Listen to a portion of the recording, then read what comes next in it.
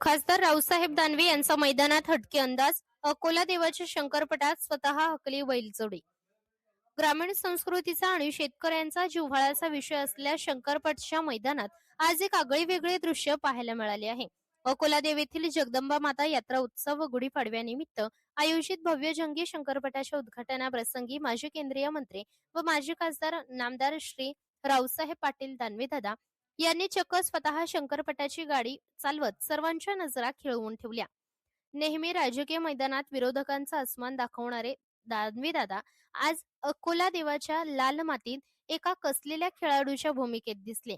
डोक्यावर फेटा बांधून हातात चाबूक आणि लगाम धरून त्यांनी ज्या आत्मविश्वासाने बैलजोडी पळवली ते पाहून उपस्थित शेतकरी आणि क्रीडाप्रेमींनी एकच जल्लोष केला.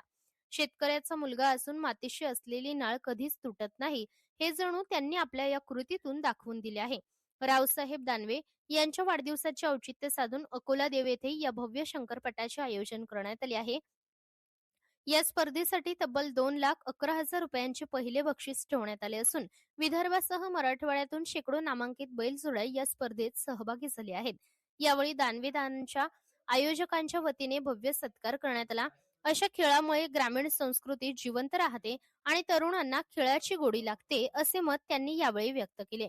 या कार्यक्रमाला स्थानिक लोकप्रतिनिधी व कृषी उत्पन्न बाजार समितीचे सभापती गोविंदराव मामा पंडित, माजी जिल्हा परिषद सदस्य दत्तू पाटील पंडित, माजी पंचायत समिती सदस्य दादाराव पाटील सवडे, किसन सरकार, सरपंच बबन राठोड, उपसरपंच रामेश्वर सवडे, कृषी उत्पन्न बाजार समितीचे संचालक शंकर पाटील सवडे, विजय परिहार, योगेश सवडे, भाऊराव दरेकर, रामेश्वर सवडे, पमू सवडे, किरण पाटील सवडे व गावकरी व बैलगाडा मालक मोठ्या संख्येने शेतकरी बांधव उपस्थित होते. महाराष्ट्र लोक न्यूज चॅनल साठी कार्यकारी संपादक बी डी सवडे पाटील, अकोला देव.